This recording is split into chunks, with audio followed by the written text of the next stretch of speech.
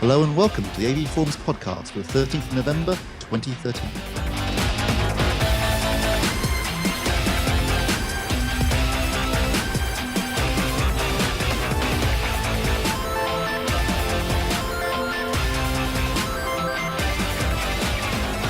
Joining me for this edition are Games Editor Mark Botwright. It hurts when I urinate. News Editor Mark Hodgkinson. So long, Earth. Catch you on the flip side. And Audio Reviewer Ed Selly. I don't care what it was designed to do. I care about what it can do. Just so I'm not left out of this, I'm reading a quadruple failure. That can't happen.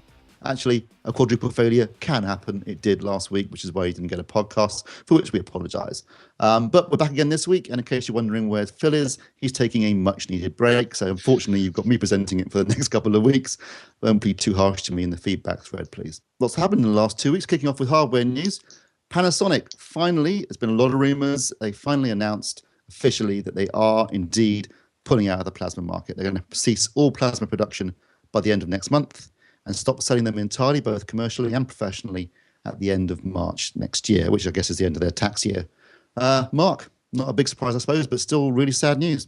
Yeah, I think we've been sitting on this for 2 weeks now, I guess. Yeah. Still digesting it.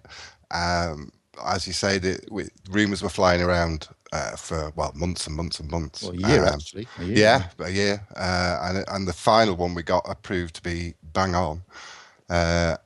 And so we're now left with the thought that, effectively, plasma could be over for everyone by April. It'd be interesting to see what happens at CES. We did speak to LG, and they gave us confirmation that, a vague confirmation that LG was still committed to plasma in a small way.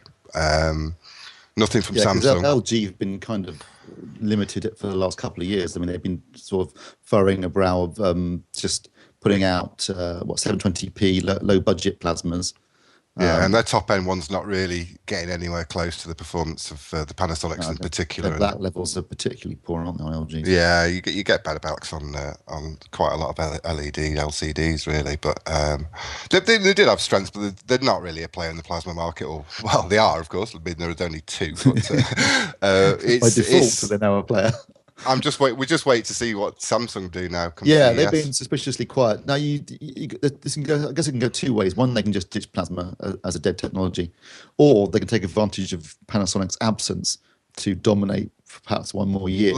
That's what the hope would be, because the video file choice still really isn't LED, LCD. There are good ones, of course. We've seen good ones, excellent ones even, but the video file choice is plasma, waiting for OLED in the wings, but of course that's nowhere near affordable for most. Yeah. So it's going to leave a lot of people up the Swanee next year if they were thinking of replacing the TV and they're after quality with value, then there might not a lot out there. No, I mean, I guess the question is whether Samsung and LG to a certain extent can make money. I mean, the problem is, and the reason that Panasonic are pulled out is they're losing money on plasma. It's as simple as that. And why do something if it's costing you money? And I think this year it represented 6% of the TV market plasma. I think it was less, wasn't it? Was it less than that? 2.5%. 2.5%. Right. Well, so. And predicted to fall. So yeah, well, I read somewhere. Will fall now that Panasonic aren't making them. Well, that's for sure. I did read somewhere a while back. I can't locate it now, but Samsung said they can really knock these plasmas out very, very cheaply. So it might. There's a company that's doing a lot better than Panasonic. Them to do. I think they'll do it just to rub salt into Panasonic's wounds, to be perfectly honest. They could do that, and they may have more they may pump a little bit more R&D money into it, and they've got a little bit more technology to show. In fairness, the F8500 was a really good plasma TV. Not quite superb. Yeah, really, really, really good. I mean, it was my wife's favourite TV of the year, picture quality. It was a genuine look. It was also quite a look. And also a real look. My favourite style-wise, but I would take any of the Panasonic plasmas over it, to be quite honest. Any of ST upwards. What are you going to do next year? You won't have a VT to review. You're going to I don't know. I don't know. That's another on a personal level. It's that always get quite excited around April time when the new plasmas are due. But we've got. I think with both the manufacturers left being ones that are also fairly active. LG has been pushing OLED for years without actually selling any, and Samsung has sort of actually managed to cross that bridge. I think we're looking at probably the two wrong candidates to do any really significant effort. But at least they've got some money. A lot of them don't make any money. This is true. But I have to say, I mean, whilst I'm a huge fan of plasma, I've always used it as my main display. I'm sad that it's gone, but I don't honestly feel that this is going to be a big issue. Yeah, well, I mean, as Mark mentioned a few minutes ago, obviously OLED is waiting in the wings. I'm lucky enough to have recently reviewed an OLED TV. Yes, they're pricey. It was $6,999 at the moment. But what I can say is picture quality wise, and especially in terms of black levels and contrast ratio and dynamic range, absolutely stunning. So at least at some point in the near future, we will have an alternative that is actually, in some respects, superior. Not in all respects. Motion handling isn't as good, but bizarrely, even though it has an incredibly fast response time, but certainly in terms of dynamic range, I mean, blacks are so black that when a scene goes black on an OLED, the TV just disappears, and it's actually quite disconcerting. So, yeah, well, I mean, it'd be interesting to see what happens at CES. Obviously, as a plasma fan, I'd like to see at least one more generation from somebody. As far as Panasonic goes, now they're out of the plasma market, all their hopes rest upon, well, 4K, Mark, and you've just seen their new 4K TV. So how did it fare? Oh, as I said in the summing up, if this is Panasonic's standard bearer of picture quality going forwards, they're going to have some problems. It's an all right TV. It's just another LED LCD but it's got a 4K panel. That's what differentiates it. But it has all the unfortunate side effects you get with the technology. A lot of panel banding, dirty screen effects, blurring, poor off-axis viewing. The blacks weren't too bad, but a little bit milky from a bit of light pooling. Yeah, just a bit of a disappointment. Well, £5,500 says it all, really. There are much better 65-inch TVs out there for your money. Better 65-inch 4K TVs. Yeah, I mean, well, I think we've also seen better 65-inch 4K TVs that cost a little bit less. HDMI 2.0 notwithstanding. Yeah. That's about its USP, really. DisplayPort, of course, but I mean, that's which is useful for some people, but not a massive selling point, I wouldn't have thought. I kind of had a similar experience with the LG. Ultimately, it was same price, $5,500, and it did some things really well, but it was using a full array of backlight, and it's just too close to the panel. So you had this massive glowing around any bright object against a dark background, and you had really bad banding on any kind of horizontal pan of the camera. So football matches where the camera's panning backwards and forwards across a uniform green field was just dreadful. Yeah, and you're just thinking it's not that's not good enough for this price point.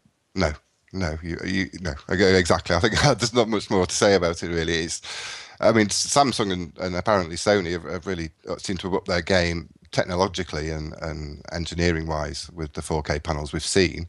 We haven't seen the ones out there in the wild, but you'd hope they were the same. And they're quite high-quality televisions. These are just all right LEDs, LCD. Yeah, they're also cheaper. I think you can get the Sony for less than $4,000 now. Yeah, crazy stuff. So for that basis alone, I would take the Sony over any of the others. Apart from the Samsung and Sony have definitely, from my experience so far, have been by far and away the best 4K TVs. But as you said, Martin, hitting the nail on the head here, they are still just LED LCD TVs. Clearly, the real holy grail for the AV enthusiast going forward is going to be 4K OLED. Again, be interested to see what comes out at CES.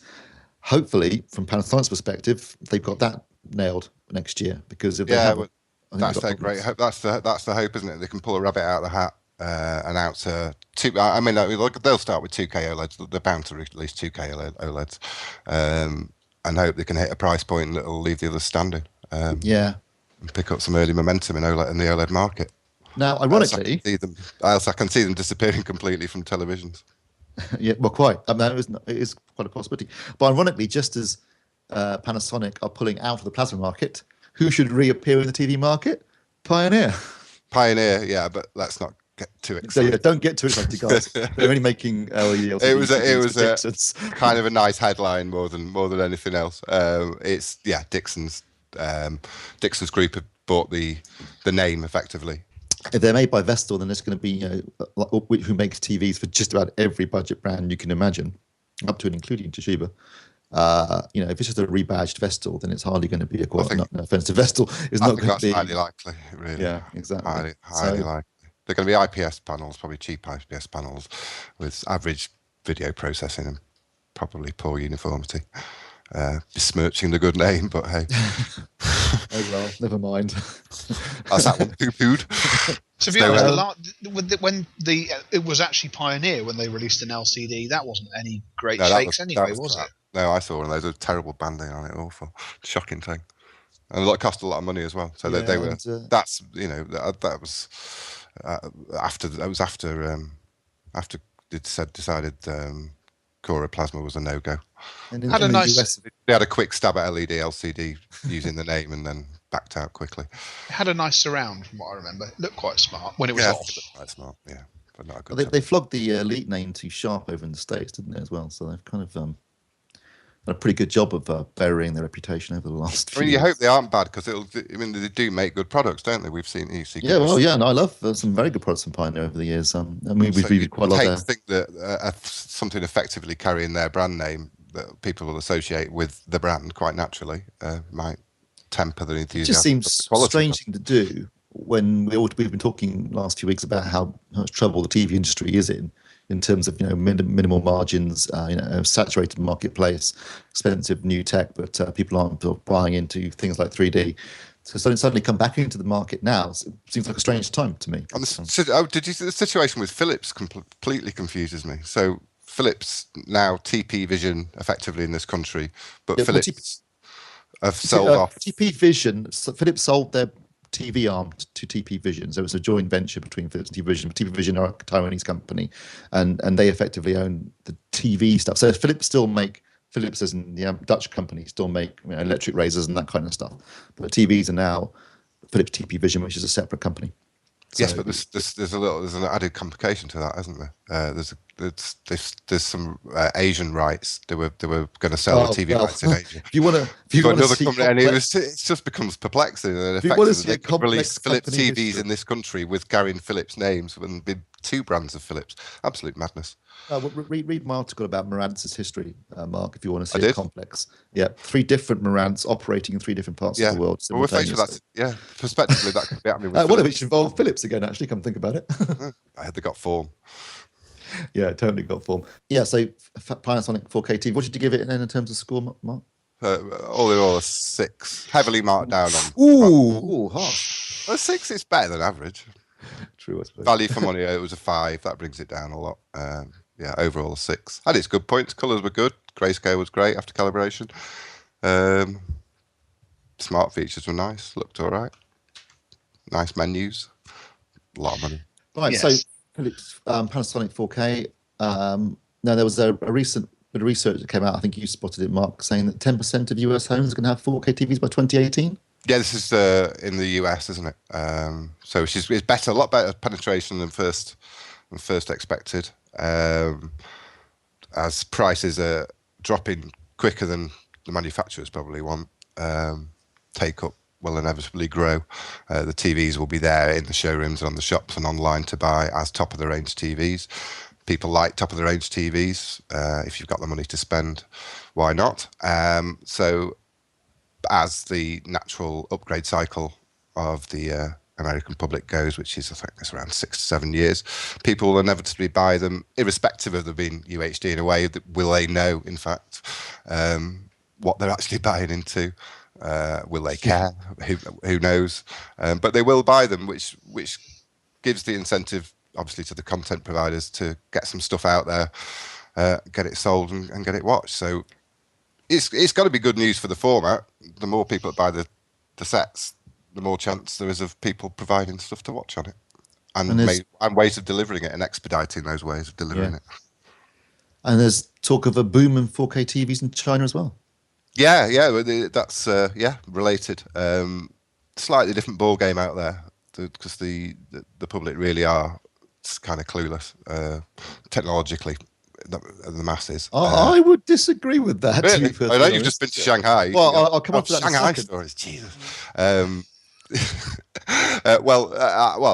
Sorry. Or so that a study would have you believe. But they just generally associate with the higher resolution on the back of the smartphone and tablet and PC world. Better screen resolution, better TV, better technology. We want it. Don't really care so much about the cheap tiny Chinese panels or Far East panel makers are all waiting in the wings to satiate this demand. Well, you only had to look at IFA this year with an entire hall of Chinese 4K panels just raring to go.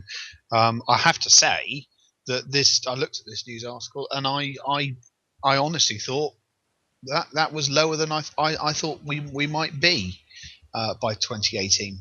Was my gut feeling on that. I think we could be.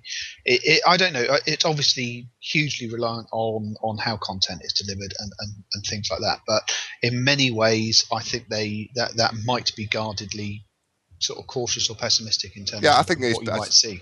It's just based on the natural upgrade, average upgrade cycle. So if 4K excites enough people out there, then people will actively go out and buy it rather than buy it as a feature that's just included with the top end set. It will take that. It will take the public's imagination being stirred sufficiently for people to want to actively go out and upgrade ahead of their usual cycle. Sure. As you alluded to, I have just got back from Shanghai on a trip to China with Vivitech, who are the projector brand of a company called Delta. And I have to say, I've been to China before, but one of the things maybe people haven't been to China before is what's eye-opening is just the sheer scale of everything out there.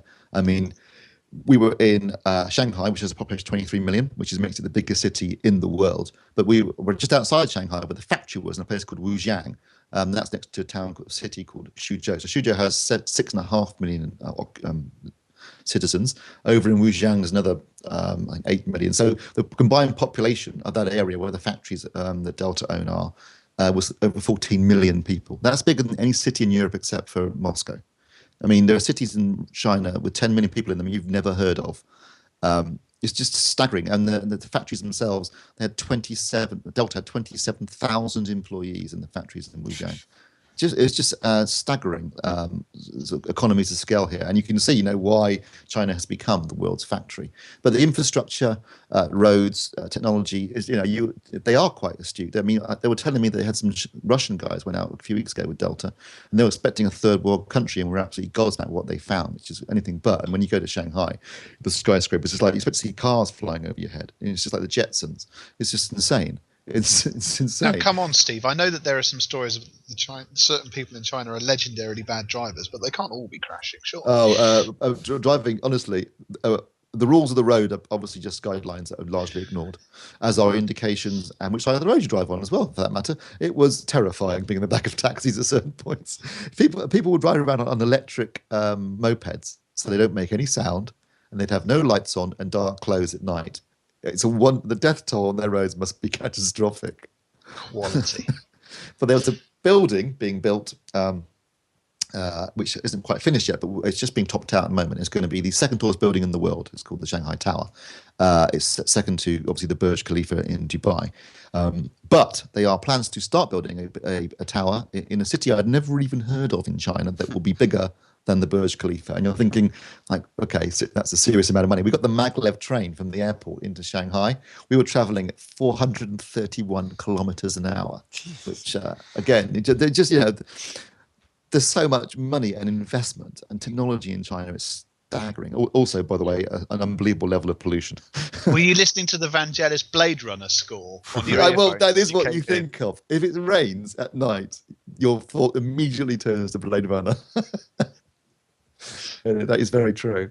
But anyway, it was so Delta again, a company I wasn't familiar with other than through Vivitech, absolutely gigantic. I guarantee you that every single person listening to the podcast, all of you you guys, you all have products made by Delta. You just don't know it. They make the power supplies for Apple, for example. So if you've got a MacBook Pro, it's probably made by Delta. Just that they make so much stuff. And what's interesting about the Vivitech product, that their projectors are, with the exception of the bulb and the chip from Texas Instruments, the DLP chip, everything else is made in-house. So we got to see them making color wheels, assembling the projectors. I finally got to understand why 3-chip DLP is so expensive, because it's so difficult and labor-intensive to make compared to a single-chip machine. It was fascinating. It was really, really interesting trip. They packed in so much, not just in terms of the factory and presentations, but also we got to see some of Suzhou and quite a lot of Shanghai too.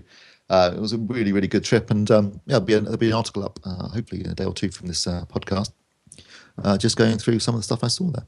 Did you get to eat anything rare or endangered? The food was no, I did not eat anything rare or endangered. The food though was absolutely superb. Really, Yeah, I saw that excellent. photo on Facebook, and that's when I had a real pang of jealousy. The teppanyaki place we went to, yeah, That just looks superb. amazing. Yeah. We had Japanese, we had Vietnam, no, Thai and Chinese, and it was all top drawer. Really lovely food. Stuff my face. Right, well, I think that's it for hardware news. Next up, games news.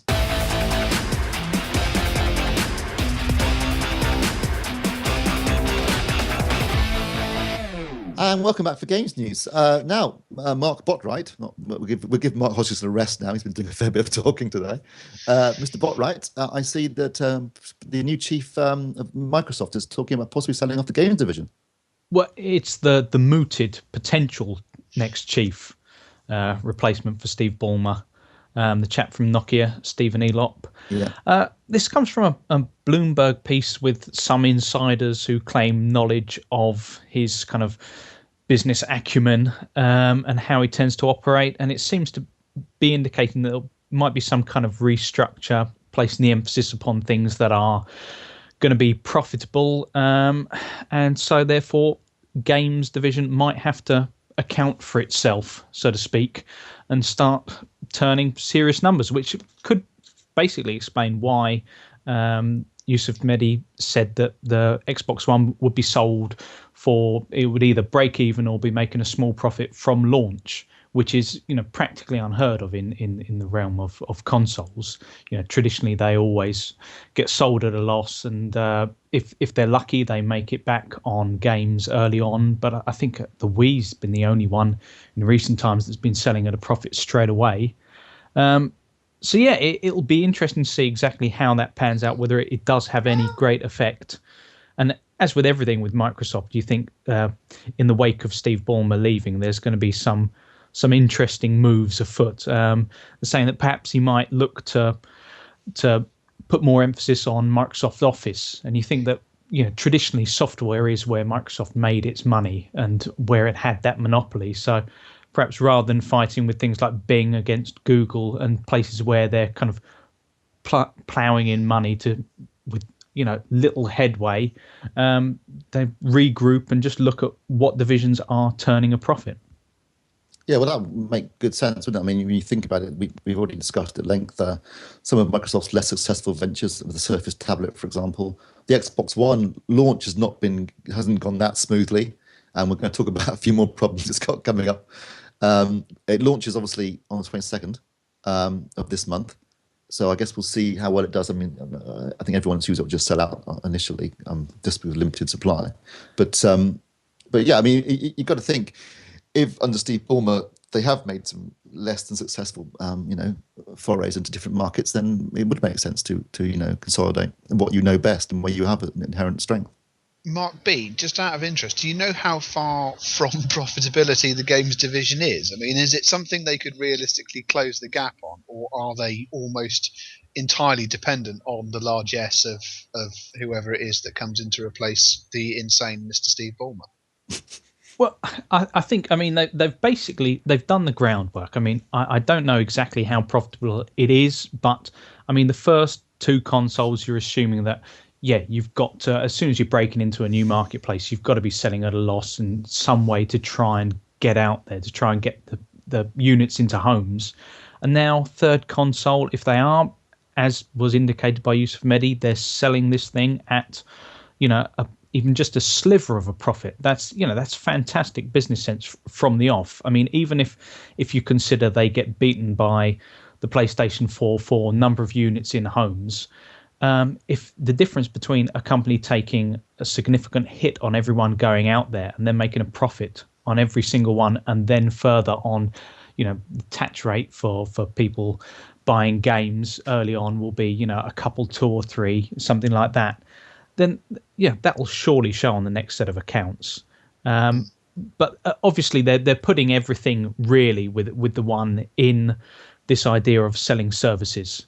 It's what it was kind of based on originally, when the idea of online, always online, and the idea of a kind of license-based model for, basically for buying games that you couldn't then just resell at your own leisure.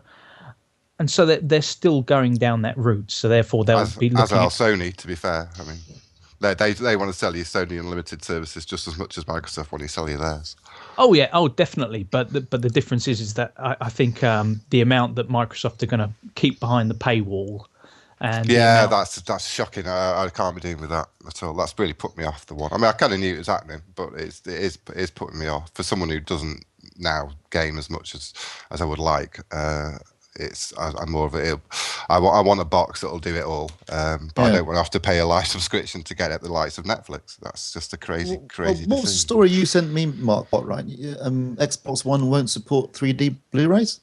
Yes, this was rep told CNET that it would, you can't rule it out in an update, but basically the word was it's not part of the existing strategy. So that doesn't sound like something that's just going to be rolled out or just happens to have, it might miss the launch window. It just sounds like something that perhaps they don't want to pony up for. It's, low on the list of priorities, which, considering you've got a box that you're trying to market as the all-in-one entertainment system, as soon as you start chipping things away and you're saying, by the way, the TV guide's not going to be there for launch, and by the way, it's not supporting 3D Blu-rays, and then we've got other things that we were going to get onto about compatibility for cloudies. Yes, that's another pretty big one as well. I mean, backwards compatibility is the kind of thing that everyone talks about in the transitional phase, but ultimately it falls away. But if Sony get it up and working with Gaikai, and the PS4 people are playing PS2, PS3 games on their PS4, that's a huge bonus for anyone. What's the outlook with Gaikai? How soon did Sony think they'll have that ready? Ooh, I have no idea about that. And given the fact that there's no native, MP3 support or DLNA and external hard drive support, and like a DLNA that surprised me. Because I don't want something that's worse than the PS3. I want something that's better than the PS3. And I want, not playing CDs. That just seems like they're being willful, because it's a Blu-ray drive. It can play CDs. It can play DVDs. There's no reason why it shouldn't. So.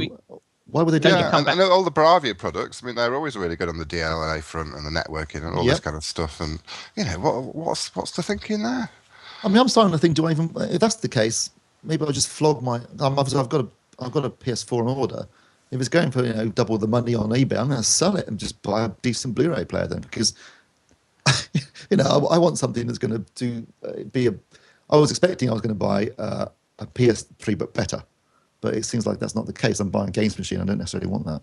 Well, I think these things will get added, won't they? But I hope so. It's like both of these companies have gone out of their way to have a competition to who can be the most spectacularly disappointing over the last sort of these last spate of releases over the last month or so. I mean, I was going to hold off anyway. I have other priorities, but well, that and many other wonderful and bizarre things. Coke's just cleaned you out, hasn't it? But it makes it literally, the DNLA bit in particular that's just pointlessly spiteful. I don't get that at all, and I will be making no effort to go anywhere near a PS4 until such time as that is corrected, which won't be remotely difficult for them to do. Well, the Xbox One is going to have DLNA support, but it will be as a Play 2 receiver. So therefore, it's there, but it's kind of semi, restricted. No native MP3 support on that either, so you can play it through if you're streaming it from another device. But again, no CD support. So it does seem like, should we say, a large amount of the feature set that you would hope we'll be talking about in a year's time, that a lot of them have been touting since launch, will actually be there. It's just right now, I think the whole launch window and the amount of bad press that a console will get if it's unstable will be massive. Whichever one looks like it's got shaky OS and whichever one's crashing is the one that's going to get that kind of red ring of death, bad publicity about it. So I think, PS4, you're not getting suspend and resume at launch, which everyone thought was, a great selling feature. It's there on the Vita. Again, that's another little step back. I mean, just today, I think it was...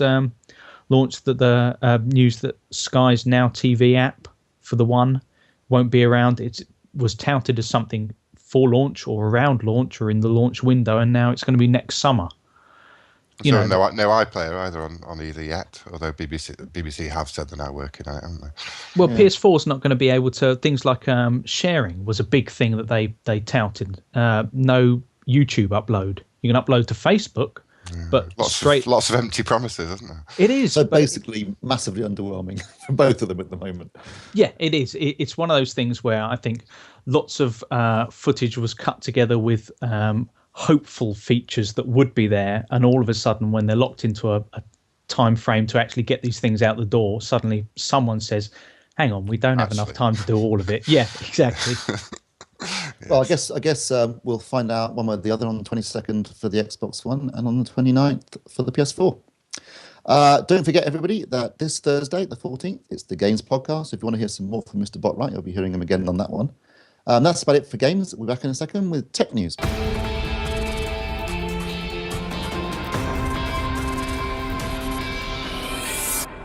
And welcome back for tech news. And now, not much here at the moment, but one of the news stories that has broken is that Apple are apparently working on a curved iPhone 6. Mark Hodgkinson, that is. What's the news here? That's it. That's it. Okay, go on. We'll expand a little bit. No, we'll stick Apple in because it always gets supply chain sources, usual places. We get these little tidbits of information.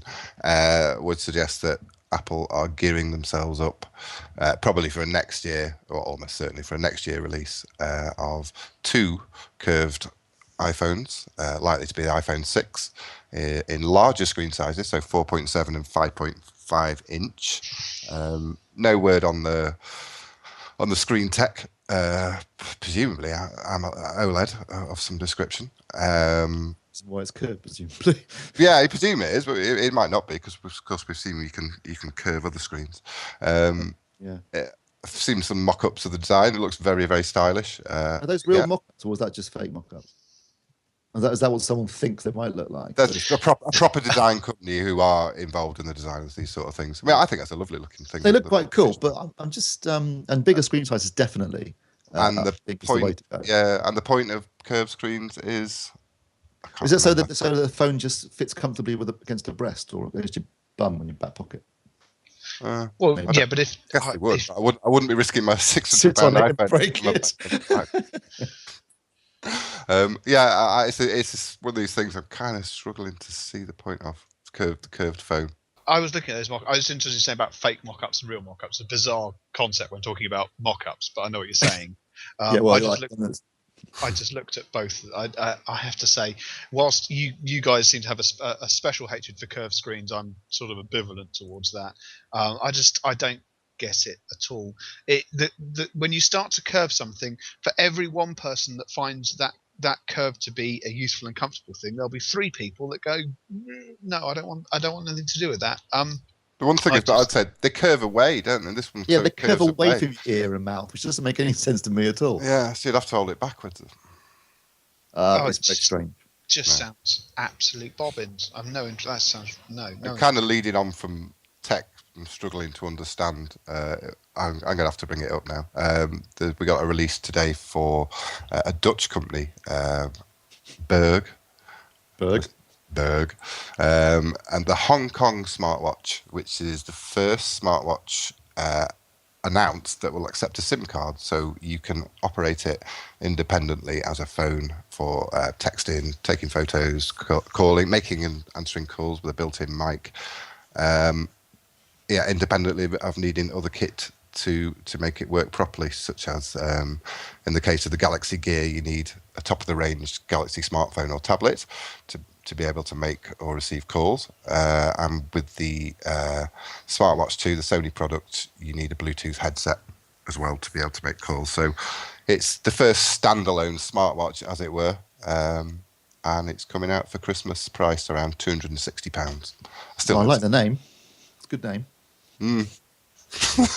I'm not giving you any encouragement. I'm not sure why it's called. No encouragement. No, strange name, Hong Kong. But presumably, maybe it was designed or built over there or conceived over there.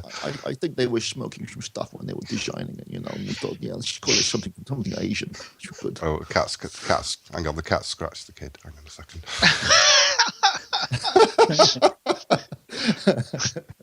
Oh, bless. I've got a cat with me, but thankfully Kirsty's on child duty, so that's My good. mental image of what's going on behind Mark as he's talking to us is just utter chaos.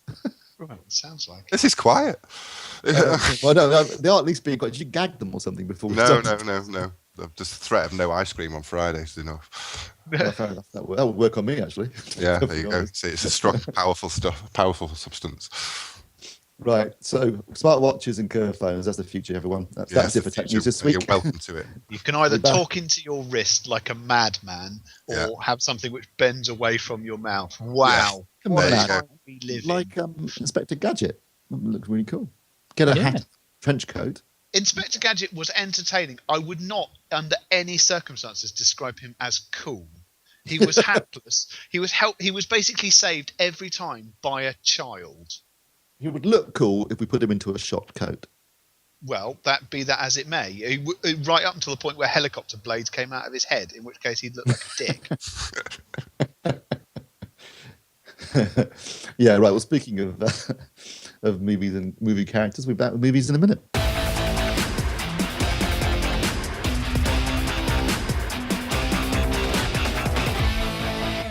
And welcome back for movie news. Now, one of the big stories that broke last week was that Marvel, who are owned by Disney, are going to be teaming up with Netflix to produce original series for some of their minor Marvel characters. So people like Daredevil, which was a film with Ben Affleck, funnily enough, but didn't do very well. This is really interesting because, first of all, obviously Marvel are owned by Disney, who already own a network in the States. They own ABC, and they're currently making a TV series. It's on Channel 4 right now, Agents of S.H.I.E.L.D., which is a primetime TV series linked to the Marvel Universe. But the idea behind the Netflix deal, I believe, is that this gives them an opportunity to make things a little bit more hard-edged, a bit more adult. And they can do that on Netflix. And I think they're planning 4 different series of 4 different characters, 13 episodes a series. Again, it's interesting that Disney are doing this with Netflix, but it just shows you how powerful and how big Netflix is becoming in such a short space of time. And in fact, to prove that, this is a story that Mark Hodgkinson picked up on, which is that there was some analysis done of current traffic, and Netflix and YouTube currently account for 50% of total US data traffic. 50%. And in the UK, Netflix is already at 20% of our traffic, and that's only after 2 years of being available in the UK. So, what it means is not only do you see how much streaming and download services are taking precedent, but also file-to-file, person-to-person file sharing is just, that's just dying off now. It's less than 10% in the US. And I think that just shows that not just the TV industry, but also I think the way people use the internet is fundamentally changing over the last couple of years, and a lot of it is down to Netflix. What's your views on Netflix, guys? Well, I'm a late convert, but an almost completely sort of total one. I know that Phil in the past has said that with certain bits that's been done for them, House of Cards, etc., that it's the joy of being able to sit down and just sort of gorge yourself on stuff. I personally don't find it works like that for me, but it's more a case that if I'm looking through the Sky Television Guide and there's nothing on for 25 minutes, I go, do you know what? I will watch an Archer on Netflix, and instantly I've got something which will be fit to space. It starts instantly, and I have some flexibility beyond it. For me at the moment, it's augmenting rather than replacing my existing TV providers, and but it's doing a fantastic job of doing it. And when I'm staring blankly at my flailing child at 3 o'clock in the morning, I can also use Netflix on my iPad to just make myself feel marginally less dreadful. So it's quite helpful there as well. What about you, Mark? Yeah, similar to Ed, a bit of a late convert, but I think it's that the ideal of TV on demand, which is not just whether you can gorge yourself, but that there's always something on tap there. So there's no longer that sense of scrambling around what's on, but that you've got that access to a library of things that your tastes are well catered for in some way or another. And browsing, there's not. It just, I don't know. It once you use something like Netflix, all of a sudden it seems strangely antiquated to go back to a TV guide and say something starts in half an hour. right, what do I do? If I want to watch that, I can go away and do something else, or watch something else, or I can tape it or something. Whereas with stuff like Netflix, you're there straight away. So yeah, I can see why it's taken off, and I can certainly see why it's accounting for so much traffic, because obviously it's streaming video content. Yeah, very much a convert. I suppose I'm about to say I don't gorge myself. I did watch 8 episodes of Star Trek: The Next Generation in a row a couple of weekends ago when it appeared on Netflix. I basically watched all of my favourite episodes in the first 4 seasons in a big row, and then suddenly felt very dirty and sad after I'd finished. Well, that's because you are very dirty and sad. Well, be that as it may, it doesn't stop me from occasionally experiencing an acute pang of self-awareness. I was a late convert as well, actually. But now that I've got it, I use it a lot, partly for catching up on things I'd missed in the past. I recently, a bit like Ed, gorged on myself on 2 seasons of Dexter that I hadn't seen yet, which I really thoroughly enjoyed. I watched all of 4 seasons of Fringe, which I was thinking of buying, which would have cost me £100 to buy on Blu-ray. And suddenly that means that the £5.99 a month it's costing me is paid for itself for at least the next year and a half. But what for me is interesting about Netflix is the stuff they're making themselves, because that's for me a game changer. It's not just that they're showing old shows or catching up on stuff or even showing more recent stuff. They're making content, and it's good content. And the deal with first of all, the deal they did with Sony to show Breaking Bad in the UK the day after it premiered in the States was a big deal, I think, because that was a bit of a game changer. I'm also amazed that Breaking Bad didn't have a regular broadcaster in the UK, which is staggering in itself. But now that they do things like teaming up with Marvel Disney, I mean, that's teaming up with an existing studio stroke network, which means that Netflix has become is mainstream. I mean, it's already got more subscribers than HBO. It's going to be a serious player. But isn't also, I mean, one of the great things is that it's got this global market. So whereas you've in US TV, you've got this fragmentation, you've got kind of shows getting pitched and then they inevitably get cancelled, through one season or something like that. And they've got to rely upon being able to sell them to foreign markets and the like. And there's a certain amount of it just seems to be whether anyone's actually confident enough in the product they're actually producing. Whereas if someone like Netflix creates something, they know they can put it out across all different countries without having to suddenly try and hawk it around. Whereas one of the big things that's kind of saddened me in TV in recent years has been the amount of shows that are just getting cancelled, decent stuff. And things like, I mean, recently, stuff like Under the Dome has come to TV. Now, that was pitched as a miniseries.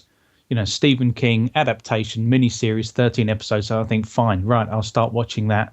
That's fair enough. I've not read the book. I'm mildly interested. And it gets successful halfway through the run, and then it's suddenly decided that they're going to elongate it and turn it into a series. And so there'll be a second series. So you'll get no actual logical conclusion. And it's deviating from the original material. Whereas something like Netflix, you think, right, you're big enough and you're powerful enough and you're able to put it out across all different markets, then you can be confident if you're making something like House of Cards in the product itself without having to think, well, where's it going to go from here and can we bankroll the second season? The other thing is they're not pushing for. They have the added luxury, of course, that it's not a case of what day and time do we pitch this at. It doesn't. Obviously, it starts when the person wants to view it, and that has a huge effect at all, because you don't suddenly find yourself in conflict with something which is the show of the moment.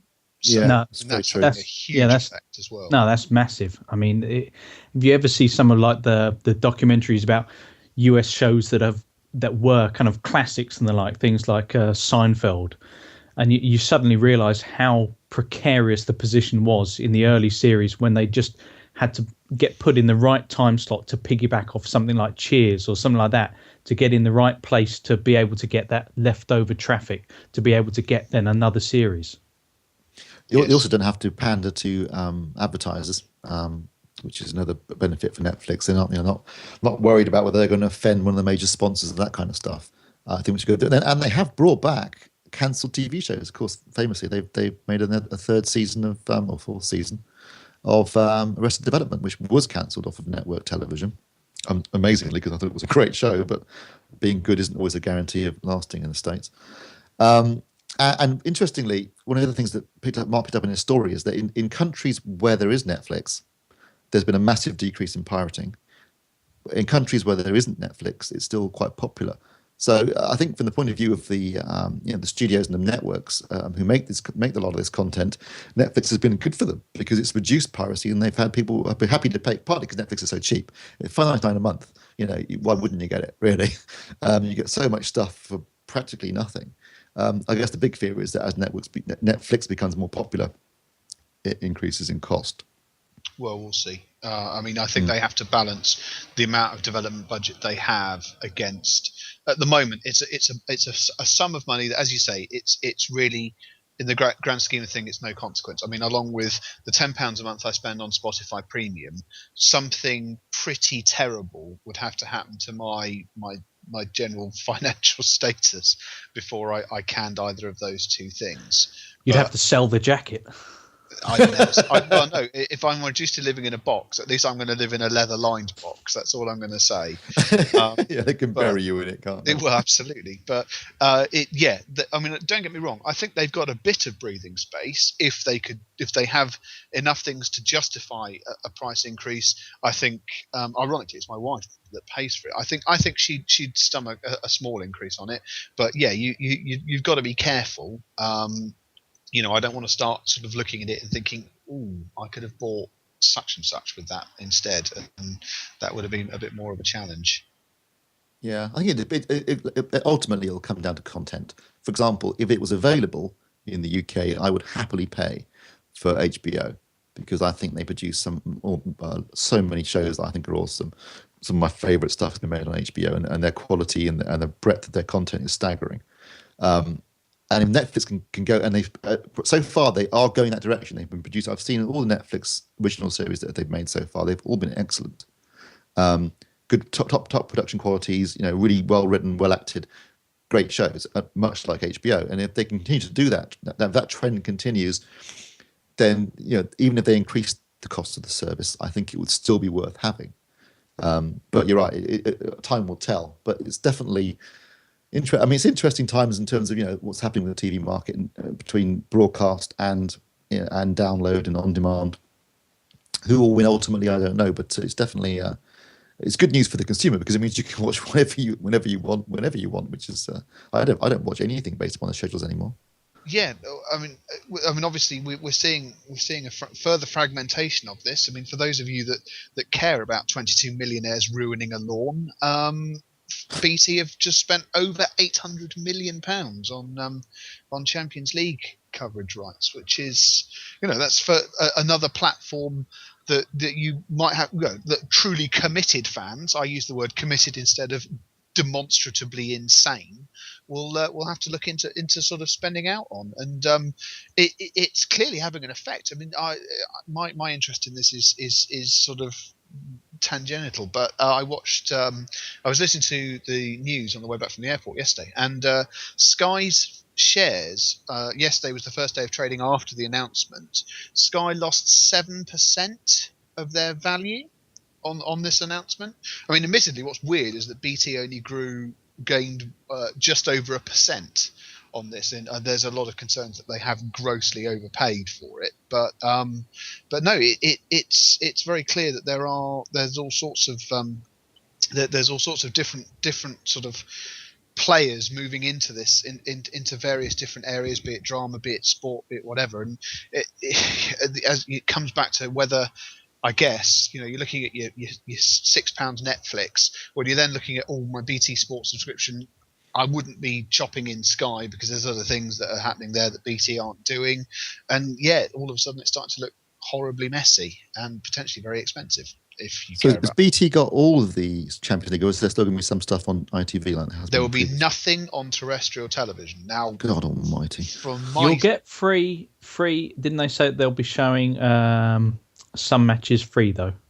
They did, but they didn't say which ones. And do bear in mind that there are, because the Champions League does allow for some surprisingly no-mark teams to make it to at least the group stage. When they say free, you could be watching, Tromso from versus Norway.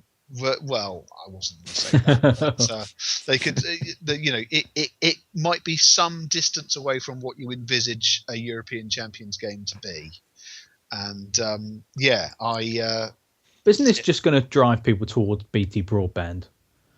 I mean, the end goal of it. That's the plan. Yes, absolutely. It's a sweetener, and as someone who has been a BT broadband subscriber in the past, you start paying a thoroughly reasonable sum, and by the remarkable achievement of just putting up the bill by an amount that you just can't be asked to switch over every couple of months, you suddenly think, oh my god, I'm paying an absolute sodding fortune for my internet, but I do get free football, which in my case would be absolutely and totally uninteresting. Absolutely wasted on me too. Yes, but it. I mean, obviously, the football remains a bit different because with other sports, it's a bit less clear cut. Because obviously, Sky went in for Formula One, and I think the intention will ruin that one. I think. Well, the other thing is that there was a genuine study on this because you've got people like me. I mean, I'm a Sky subscriber. I've got movies, but I have never subscribed to Sky Sports. And unfortunately, most events like Formula One do not happen with enough regularity that I drop the amount of money required for a sports subscription to watch 20 events a year. And that's where the problems get in. So obviously, Formula One is on Sky, but I don't have to have a sports subscription to watch it. They're not completely stupid. But I think that they didn't realise that when they chipped in and bought it in the first place. Yeah. Isn't this why they're doing things like the day tickets or whatever, so you can just buy it for particular events? Well, that and the fact that those day tickets work out as a fantastic margin when you actually look at what you pay for versus what the cost per day is on a monthly subscription. Oh, but that's what pay-per-view always has been. Always for the big boxing fights and the like. It always has been like that. The idea is that you're supposed to kind of club together and get a few people who are willing to watch it. But it on a kind of purely sports level, it is sad that we're seeing the erosion of free viewable sports on terrestrial TV. That's long gone, Mark, isn't it? Really, to be honest. Apart from a few of the crown jewels of sport, it's all bloody on satellite now. It is. I mean, you can't watch the Ashes. You can't watch. You won't be able to watch the Champions League. Christ Almighty, you won't even be able to watch Europa League. That's dire. That's not necessarily a bad thing. Oh no, fair enough. But there's sleeping pills cost money. There's two different problems here, though, isn't there? Because football is a different case. There's just so much money floating around in it that it's always going to gravitate towards the content providers with the money. But when you're looking at cricket, Formula One, golf, obviously terrestrial broadcasters have got more channels to play with than they did. But nonetheless, I have to be honest, I do think that dedicated sports channels work better for these things. I mean, when you're dealing with 5 days of cricket and the effect that has on the rest of scheduling. I mean, every time that Wimbledon happens, I die a little inside. I loathe tennis. I can't even begin to describe how much I loathe tennis. Even with that, and even with the hundreds of other channels available to me, it still winds me up royally when it pisses about with schedules every time it happens. I think what is interesting is that Sky's entire business model has been based upon delivering sport, right? Sort of monopolising it to a certain extent, and it's being gradually chipped away at. Particularly by BT, and if that's the case, and people are already downloading their movies and watching them from multiple different sources, Sky could find its monopoly, or certainly its dominance, being slowly eroded by competitors. Well, we'll see. Anyway, let's move on. That's enough of Netflix and Sky for 1 week. Actually, this question is going to sound a bit stupid now because it's at myself. But what's at the cinema, Steve? This week I saw Gravity, which is Alfonso Cuarón's new film. A long time in the making. Phil and I were at Pinewood Studios 2 years ago when they were shooting this. So it's taken a long time, but you can see why it's taken a long time because, almost the entire film is computer generated aside from the actual actors themselves, which is George Clooney and Sandra Bullock. Mostly Sandra Bullock, who for large portions of the film is completely on her own. It's an amazing film. I mean, technologically, as an achievement, it is quite staggering.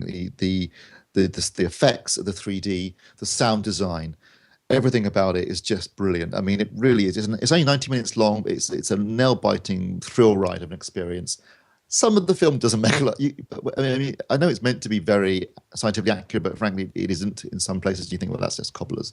And at times you sort of think there's a scene with a fire extinguisher which is just straight out of WALL-E. So, but it is one of the few films that actually treats space realistically. So there's no sound in space. When you hear sounds, they're actually conducted through a suit, so they're kind of muffled to a certain extent. But it is a really exciting thrill ride. A little heavy-handed in some of its symbolism. An absolutely amazing performance by Sandra Bullock, who I said for large parts of the film is predominantly on her own. Alfonso Cuarón, I've always been impressed. I think he's fantastic. He made the best Harry Potter movie, in my opinion, with Prisoner of Azkaban. I thought Children of Men was a fantastic achievement. It had some really amazing single take scenes in it, and so does Gravity. In fact, the first 10 minutes or so is just a single take, or looks like a single take. And you sort of realise, this whole film going to be one take. It isn't. It does actually cut, but there are some brilliant one take sequences in it. It's basically the premise is that they're working on the Hubble Space Telescope from the shuttle. Satellite debris hits each other and basically spreads out. It's some sort of effect that is actually a genuine effect that could happen. And as this debris hits the shuttle and semi-destroys it, they get detached from it and have to make their way down to the International Space Station, which in reality would be impossible, but obviously this is a film, to try and survive and get back to Earth. I was the 3D in it, although it is a conversion as opposed to native 3D, since so much of the film is CG anyway.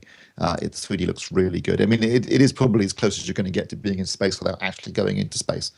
I thought it was an absolutely remarkable piece of filmmaking. Interestingly, it's done brilliantly.